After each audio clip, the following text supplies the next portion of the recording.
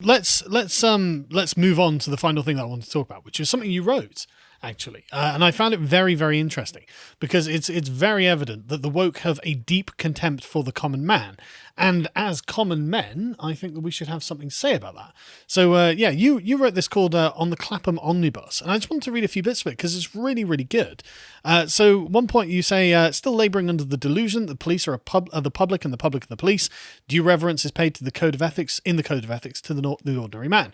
For example, whether or not an association is reasonable does not rest with the chief constable. The test of reasonableness is formally set out in the code of ethics. What would the reasonably informed member of the public think? That's really fascinating to me. That's a really great observation. And so the thing that I think this is most important about is that it shows the flow of power and authority in the country. Power comes from below and it flows upwards into the authorities that are vested with this power on the basis of our trust in them. Exactly. And this explains the I almost want to say normalcy of the Peelite principles. This is to create a fair environment. And this is what Roger Scruton described as Magna Carta style of governance. Yeah. So it's governance from the bottom up. And that's how England has particularly always operated. And we've fought civil wars over this concept. So this is deeply embedded in the English psyche, I would say. And so after that, you say, notice that the code does not ask what the expert or academic or learned counsel thinks. It is the opinion of the balding man from Clapham or the single mum on her way back from Aldi that counts.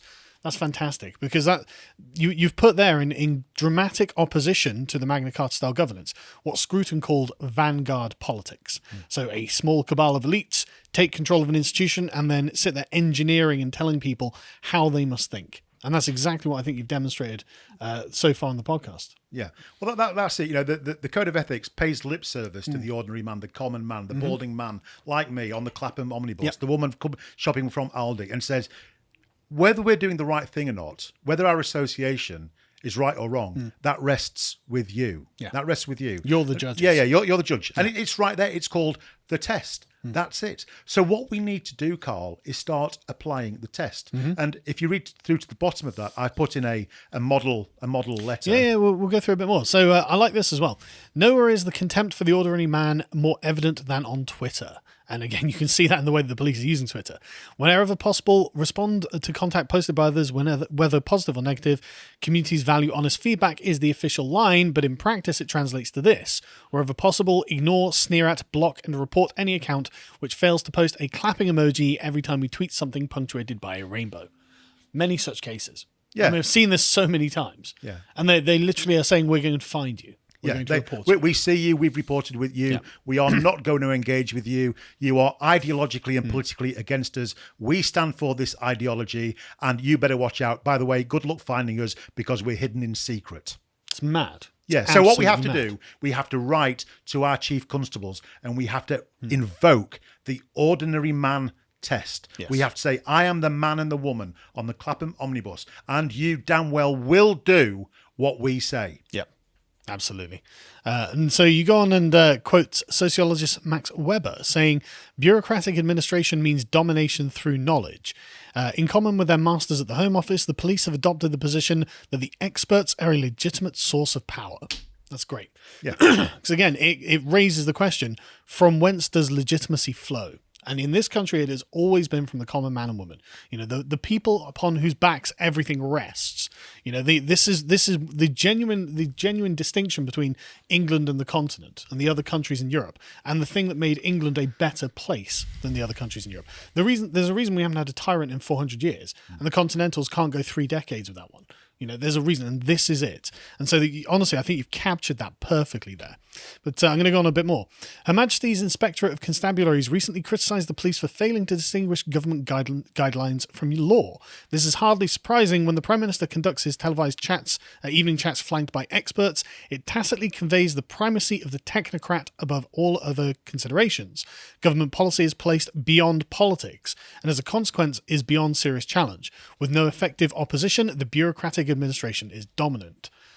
Brilliantly phrased. And no more was this evident than today when Boris Johnson came out and said, we're going to reduce Britain's climate footprint or whatever it is by 68%. And Keir Starmer said, no, you need to do it by 70%. It's like, Oh well, if we're the 2% disagreement, that's how far away from the Labour Party the Conservatives are. 2%. Yeah, well, this is it. Because, Unbelievable. Because whilst it's the job of the opposition to challenge the sitting government, it's not the job of the opposition to challenge the expert. So if you can reframe everything as this is about interpreting what the expert says, then we move into a brand new type of very dangerous politics. Well, it's, as Scruton called it, vanguard politics. Yeah. We are being told by a cabal of unelected, unaccountable experts that we have to do X, Y, and Z, and this is just not up for debate. Yeah, precisely. Where do we have this debate? Who can be allowed to be put up to resist it? Yeah. Well, we need to seize back. We need to absolutely seize back the principle of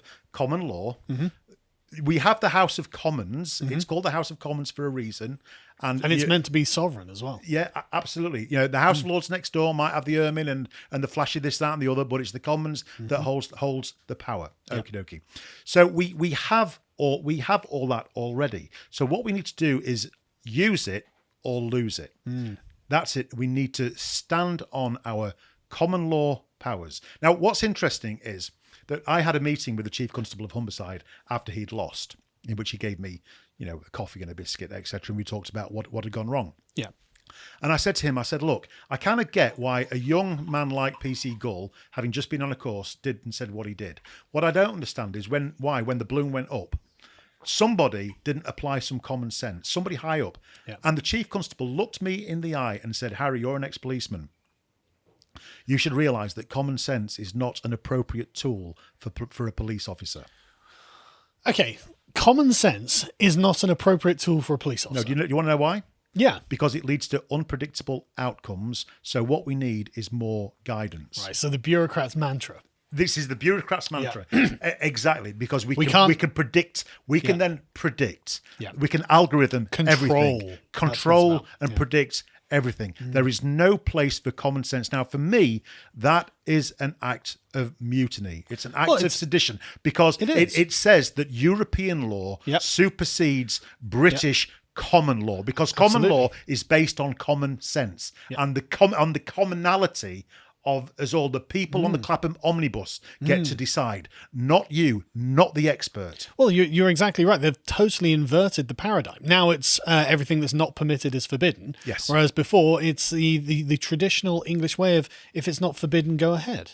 Precisely. And this is what scares me. We're in the middle of a deeply horrible reversal of the Civil War. Yeah. A deeply horrible. Now, yeah. it's not the Queen on her throne that we're she's we're not the against. problem. No. But there's a different form of sovereign. There's a different sovereign on the throne, and it's a sovereignty of experts. It's this bureaucracy of power, and we are, look at the way that people who don't want to take a vaccine or who question they are instantly labelled anti-vaxxers. Yeah. We're dangerous. The Royal Society has suggested that we should be criminalised. Those who don't believe in the trans ideology, we're TERFs, we're haters. We need putting on a police database. Anybody that doesn't absolutely love the pigtails of Greta Thunberg literally wants the world to be destroyed in a ball of fire. And we need locking up and criminalising. And this is all going to bring in this social credit system where our obedience to the expert is measured via the app, and that will convey upon us the degree of worth that we have. And it's an entirely different model to the common law that we've enjoyed and has brought us thus far, and that has made us one of the greatest nations on this planet. And I just want to point out as well, it's not even that it's just different, it's horrifically tyrannical, and it goes completely against the sort of deeply embedded principles of English life. And again, Roger Scruton, I have to call upon him because he nailed all of this a while ago. He's saying, well, look, the primary principle of English life is accountability. We need to know who the people above us are, and we need to know how we can raise our grievances with them. And how can you raise a grievance with any of these people? And the answer is you can't. So when you don't like what they're doing, you've got no avenue. You've got nowhere to complain. You've got nowhere to have your just grievances redressed. This can't be allowed to go on. No, it can't be allowed to go on, and that's why Fair Cop does what it does. This is why Reclaim does what it does. This is why I'm totally committed now to Reclaim, because I just think that what we're fighting for is correct. And what the beautiful thing about Reclaim is that we can pave the way for other people to sort of go off on their hobby horses. So we might not take a particular strong view on immigration, say, but what we will say is that we demand the absolute right to be able to talk about it. Absolutely. That's what, we may not take a position on a number of issues, but we demand the right to talk about it without being labelled pejoratively and without being edged out of the Overton window and acceptable society because somehow the experts have decided that we're wrong, and that not only are we wrong, but that our opinion is fundamentally dangerous. And in order to save the people, we have to lock you away in some form of camp. It couldn't be any more elitist if they'd tried. Literally pathologizing the common man and woman as dangerous and being told, no, you need to be instructed by your betters. Also, get this app, papers, please. Don't question this, don't question that. Don't worry about what the evidence of your own eyes is telling you. You do as we say. It's like, no, I don't. Yeah, be kind. I don't do that. Yeah, be kind, be thoughtful. Yeah. Think about your neighbour. Think about... I'm going to think about my neighbour. Yeah. I'm going to think about my neighbour because I'm a Christian, and I want to love my neighbour as I myself. live next to the guy. Yeah, absolutely. But I am not going to wear a mask for my neighbour, and I'm not going to get vaccinated for my neighbour, and I'm not going to use a pronoun just because my neighbour, wants me to and considers me to be some sort of evil if I don't reaffirm their every last whim and wish. Yeah. I'm not going to do it because it's not. It's not common law. It's simply not English. It's not the way we behave in this country. No, I completely agree. And when in Rome, you should do as the Romans do.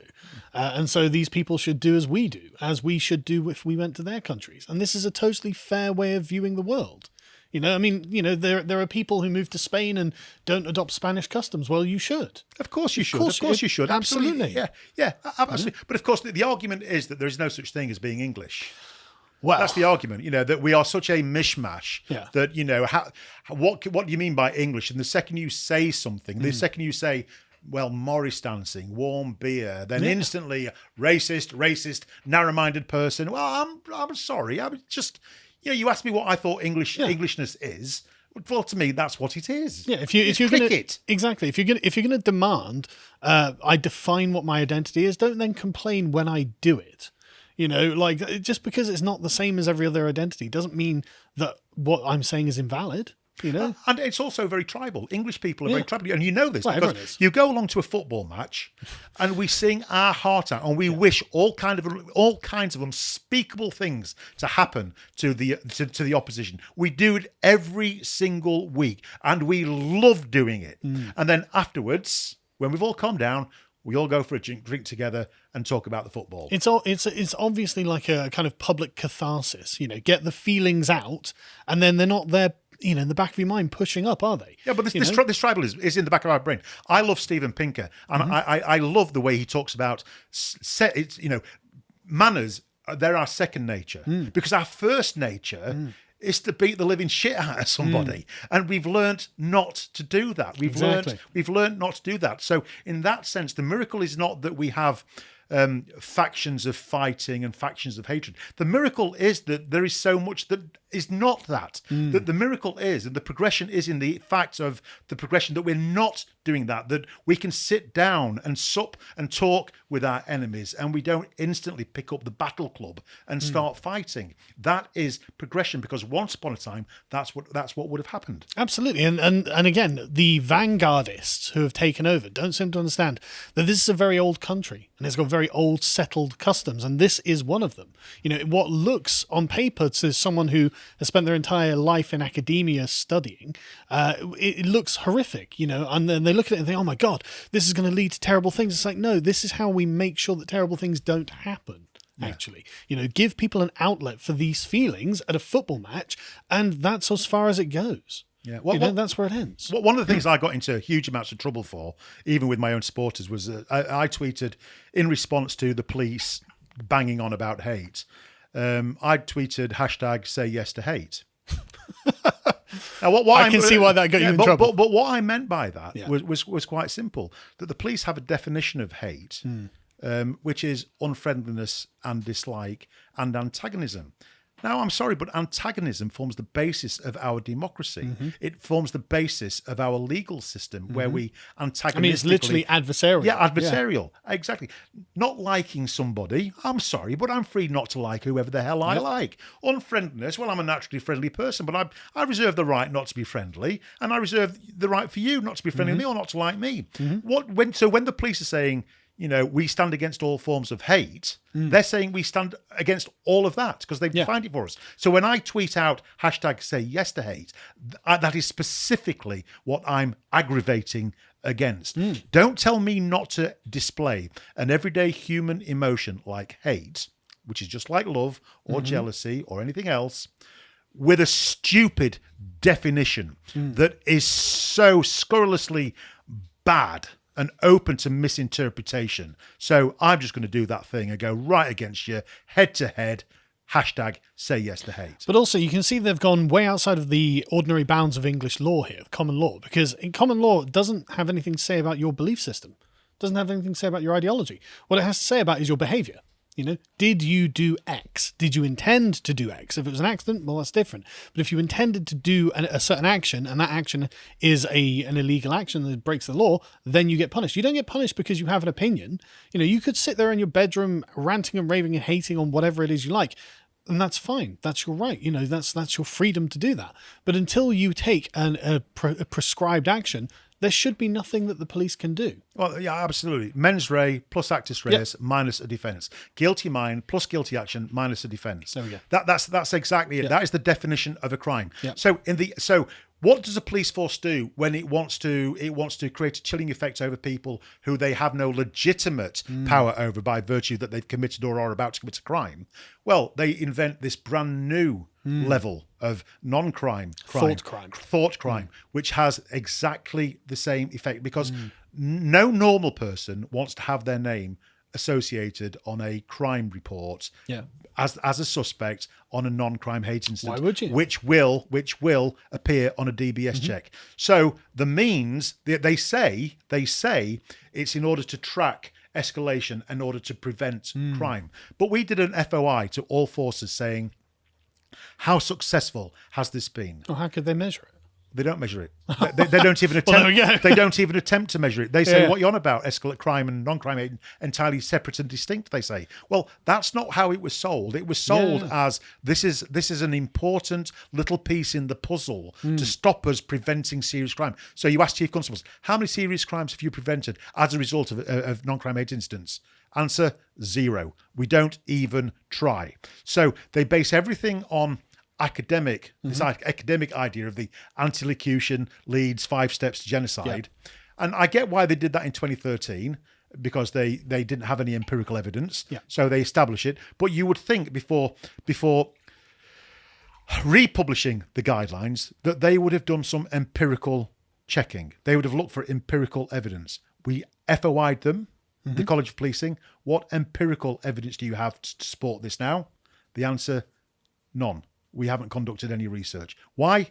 Because the ends has become the means. The means has become the ends. It's a very convenient tool for them. Well, it's about intimidating the public at this point. Yeah, it's called the chilling effect. Yeah, it's very effective. Yes. No, it absolutely is, because most common people can't really afford to just lose their job over a tweet or something like this. And so that's going to shut you up, isn't it? Well, that's one of the things that PC Gull said to me. He said, what you've got to understand, Harry, is that your HR department might not like you tweeting like this and you could lose your job.